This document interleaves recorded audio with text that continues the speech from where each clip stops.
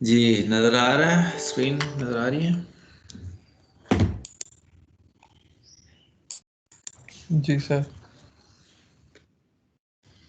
अच्छा, the next topic is on images.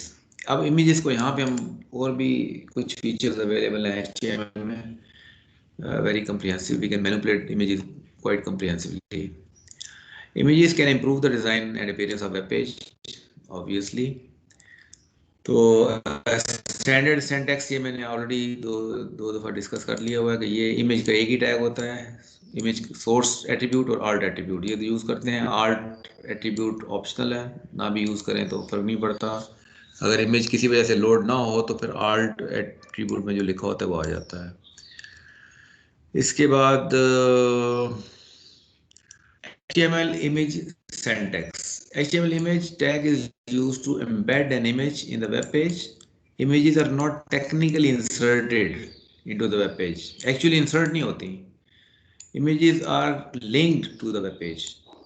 Image tag creates a holding space for reference images. तो page के अंदर एक space create हो जाती है, वहाँ पे लोड हो जाती है इमेज। एक्चुअली वो पेज का पार्ट नहीं होती। The image tag is empty. It contains attributes only. It does not have any closing tag. जैसे मैंने आपको पहले बताया था, closing tag नहीं होता और इसमें सिर्फ एक attribute होता है। Image tag has two required attributes. One is source and other one is alternate text. ये already discuss किया हुआ हमने।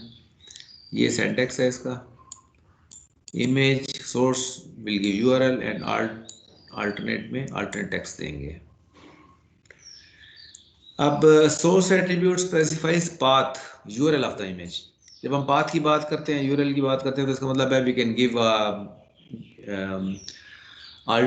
रिलेटिव यूआरएल भी दे सकते हैं और हम एब्सोल्यूट यूआरएल भी दे सकते हैं। और इसी तरह आल्ट हमने ऑलरेडी डिस्कस कर लिया हुआ है। इमेज साइज, इमेज साइज के लिए हम दो तरीके हमारे पास। एक तो हम स्टाइल एट्रीब्यूट यूज़ करते हैं अगर साइज कंट्रोल करना है हमने। स्टाइल इज इक्वल टू और उसके बाद डबल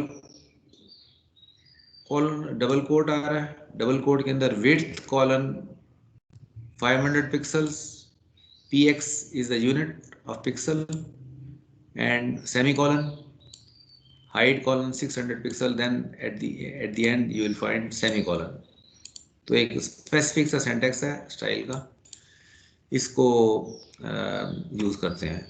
दूसरा तरीका ये हो सकता है कि हम स्टाइल एट्रीब्यूट ना यूज करें, rather we use two attributes. One is width is equal to 500 double quote के अंदर and height is equal to 600 ये भी डबल कोट में। तो either we can use style attribute और we can use two attributes width and height. इसको देख लेते हैं, डेमो देख लेते हैं। ये फॉर एग्जांपल इसकी मैं 50 कर देता हूँ पिक्सल्स, तो इमेज का साइज छोटा हो गया। ठीक है, style is equal to width colon और वगैरह वगैरह। और दूसरा विड्थ हाइट के साथ भी यूज़ कर सकते हैं। फॉर एग्जाम्पल मैं सिर्फ विड्थ को चेंज करता हूँ, हाइट चेंज नहीं करता, तो विड्थ इसकी कम हो गई है, हाइट 600 है।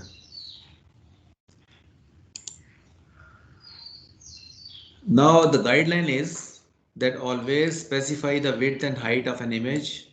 If width or height is not specified, the web page might flicker while image loads. तो ये एक गाइडलाइन है कि आप हमेशा विड्थ और हाइट लाजमी, जब भी कोई इमेज आप इम्बेड करते हैं उसके अंदर वेब पेज में, तो विड्थ और हाइट लाजमी आप बताएं। It's a good practice, otherwise आप you may fall into a trouble. अब दूसरा चीज़ ये है कि हमें विड्थ हाइट यूज़ करनी चाहिए या स्टाइल यूज़ करना चाहिए। This is another question. इसके लिए क्या गाइडलाइन है? All the three attributes are valid in HTML. However, we suggest using style attribute. ठीक है, तो जो बेहतर है ये है कि आप स्टाइल एट्रीब्यूट यूज़ करें। क्यों? Because it prevents style sheet from changing the size of the image. इसका मतलब क्या है ये आप यहाँ इस पे इस डेमो से एक्सप्लेन करता हूँ मैं आपको। एक तो ये देखें यहाँ पे हमने क्या किया है कि इमेज में विड्थ इज इक्वल टू 100% कर दिया है। ठीक है, ये परसेंटेज वाला स्टाइल भी चल जाता है। तो 100% का मतलब ये है कि ये विड्थ इसकी पूरी उस पर एक्सपेंड हो जाएगी पूरे वेब पेज पे। ये देखिए मैं अभी इसको छोटा बड़ा कर रहा हूँ, तो जो विड्थ है वो 100% है। जितनी विड्थ है उसके मुताबिक उसकी विड्थ ऑटोमेटिकली हो रही है। ठीक हो गया।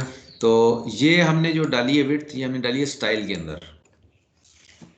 इसको हमने डाला है स्टाइल के अंदर। स्टाइल के अंदर हमने इमेज की विड्थ डिफाइन कर दी 100%। ये हो रहा है।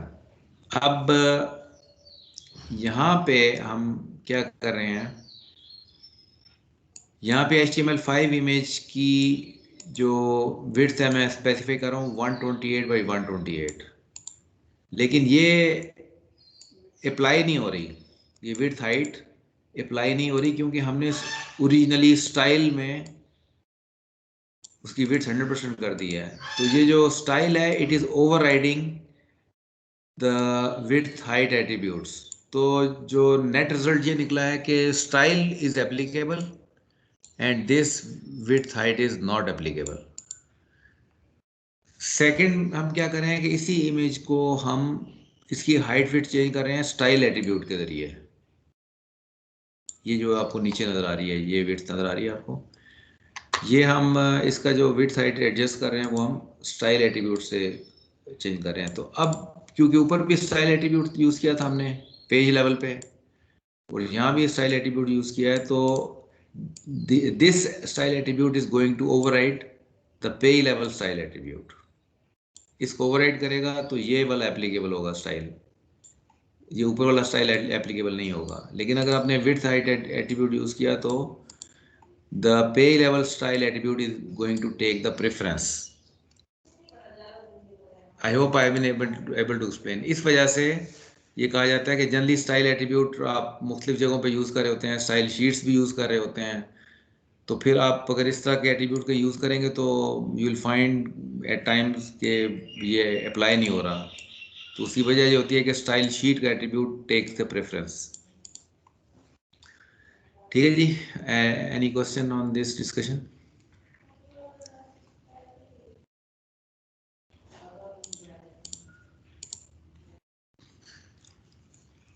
ओके जी, ये ऑलरेडी हमने डिस्कस कर लिया था कि अगर कोई सब फोल्डर में इमेज डाली है तो फिर हम इस तरीके से सब फोल्डर का नाम डालेंगे। अगर कोई इमेज किसी दूसरे सर्वर या किसी दूसरी वेबसाइट पे पड़ी हुई है तो फुल यूआरएल, एब्सोल्यूट यूआरएल पूरे का पूरा डालेंगे हम। ये भी डिस्कशन हुई हुई हमारी। We can also use animated images.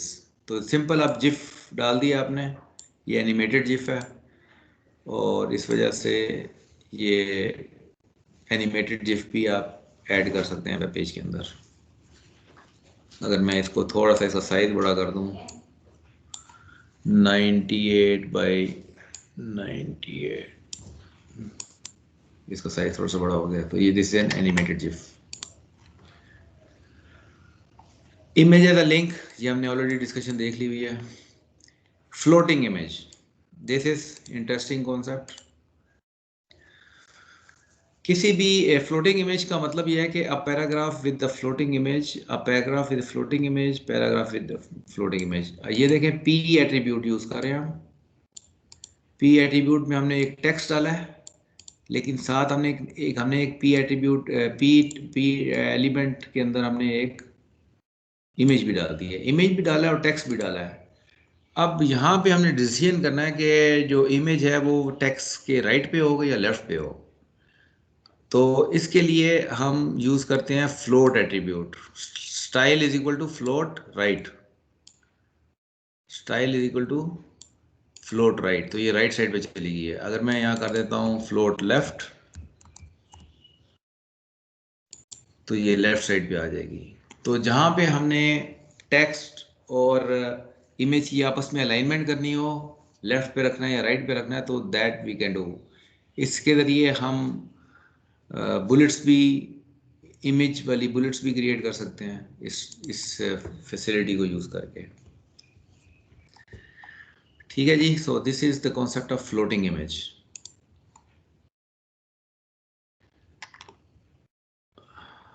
To learn more about CSS float, read CSS float tutorial. अच्छा जी, कौन कौन से फॉर्मेट इमेज के सपोर्ट करता है HTML? APN, animated portable network graphic, APNG extension, GIF icon extension, cursor extension, JPG के different variations, PNG और SVG, ये डिफरेंट फॉर्मेट सपोर्टेड हैं. ठीक है जी. एक्सरसाइज आ गई है. हाँ जी, बताएं जी. Use the HTML image attribute to set the size of image to 250 pixel width and to 400 pixels tall. तो यहाँ पे क्या लिखें जनाब? इधर क्या लिखा जाए और इधर क्या लिखा जाए? पहले वाले में क्या लिखें? width and height. क्या चीज? width. और यहाँ पे क्या आएगा? height. हाइट. ठीक है जी. तो ये width हाइट आ जाएगी एंड इट विल वर्क. लेकिन ये हमने पढ़ा है कि ये प्रेफर्ड स्टाइल नहीं है. प्रेफर्ड तरीका यह है कि आप स्टाइल एट्रीब्यूट यूज करें. ठीक हो गया जी. तो ये ठीक हो गया हमारा. ओके.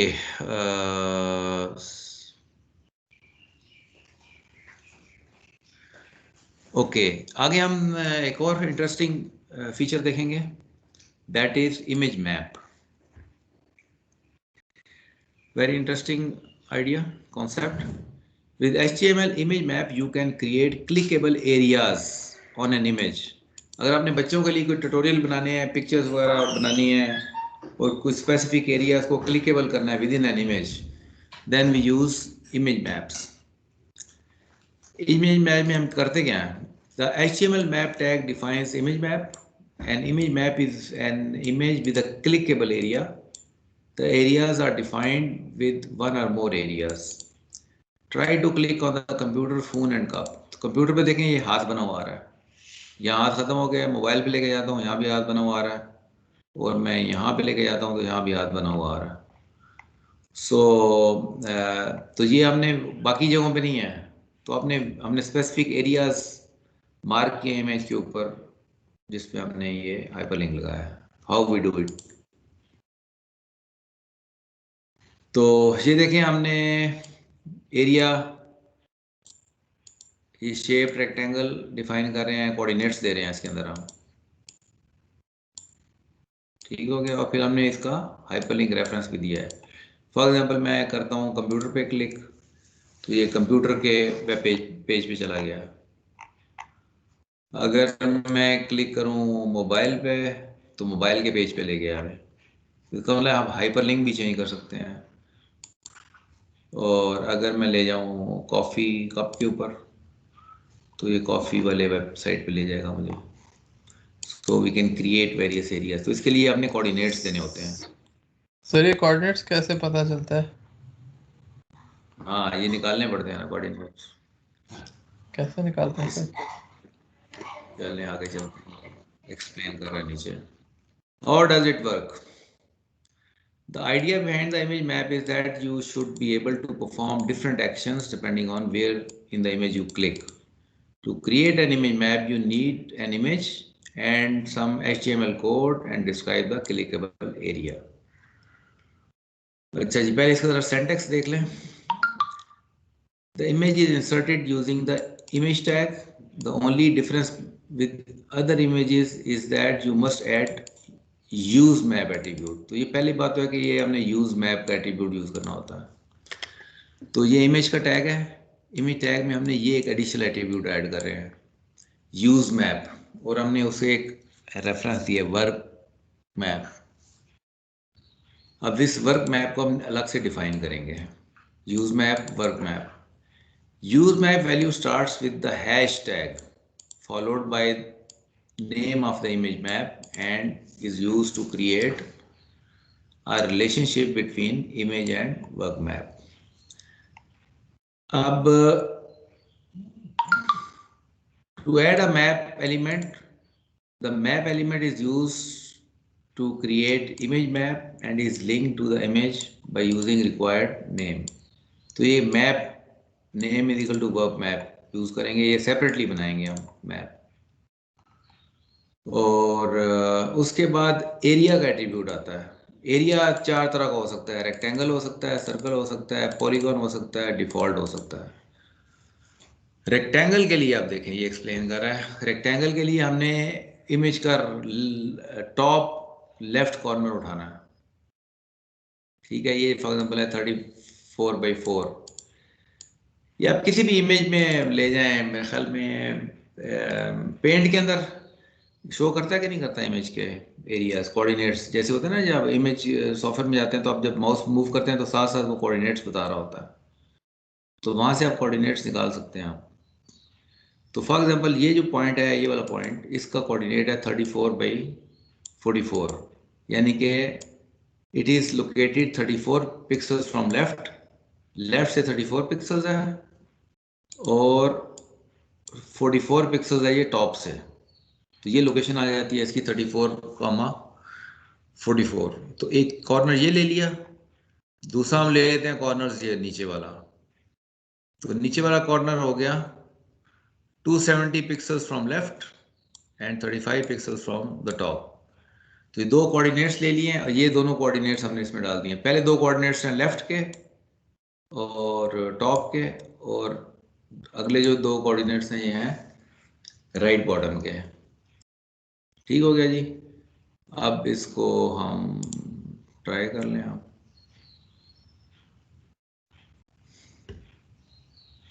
ये देखें हाथ बना हुआ आ रहा है, बिल्कुल प्रिसाइज नहीं है ये। देखें यहाँ कॉर्नर कॉर्नर पे नहीं आ रहा ये हमने, लेकिन जनरली आप इसको एक रेक्टेंगल और एरिया ले लिया हमने यहाँ पे, तो इसके कोऑर्डिनेट्स ये एडजस्ट किए हुए हमने। आप क्लिक करेंगे तो काम करेगा ये, कंप्यूटर चला जाए। तो सर्कल के लिए क्या करना है हमने, सर्कल का सेंटर का कोऑर्डिनेट लेना है और रेडियस। तो सेंटर का कोऑर्डिनेट है 33,337/300 और इसका उसके बाद हमने रेडियस लेना है। ये रेडियस लिया है, रेडियस है 44 पिक्सल्स। तो सर्कल के लिए दो दो चीज़ें यूज़ करनी है, सेंटर के कोऑर्डिनेट एंड द रेडियस। उसके बाद आ जाएं आगे पॉलीगॉन में। पॉलीगॉन में आप डिफरेंट पॉइंट्स लगाते हैं to make it more precise. तो हर एक पॉइंट का लेफ्ट टॉप के कोऑर्डिनेट्स डालेंगे आप। ये देखें कितने सारे कोऑर्डिनेट्स चले हुए, तो प्रिसाइज भी काम किया जा सकता है पॉलीगॉन सेलेक्ट करके। तो उसके बाद अब जावास्क्रिप्ट भी यूज होती है इसके साथ, इमेज मैप के साथ।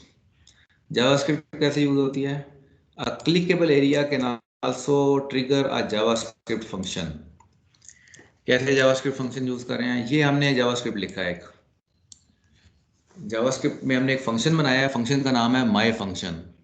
और फंक्शन क्या कर रहा है कि वो एक आपको अलर्ट दे रहा है, you click the coffee cup. अब इस फंक्शन को कॉल करना है हमने, और कॉल कब करना है, ऑन क्लिक इवेंट पे। ऑन क्लिक इवेंट पे हमने कौन सा फंक्शन कॉल करना है, माई फंक्शन। तो it should respond. Let's see the demo.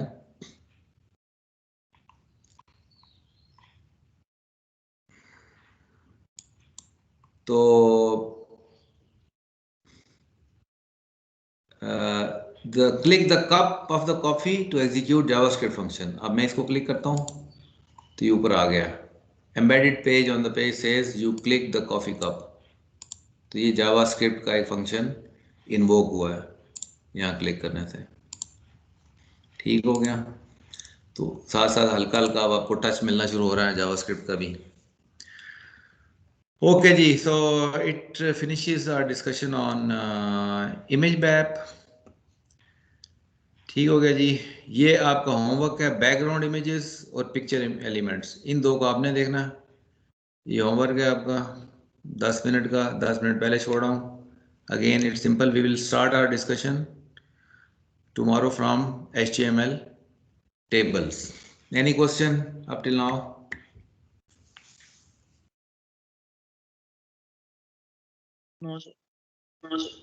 ठीक है, ये आपने अभी बैठ के खोला होगा आपने, ये को खोल के ये दो देख लें और हम फिर टेबल से शुरू करेंगे। ओके जी, so we close our discussion.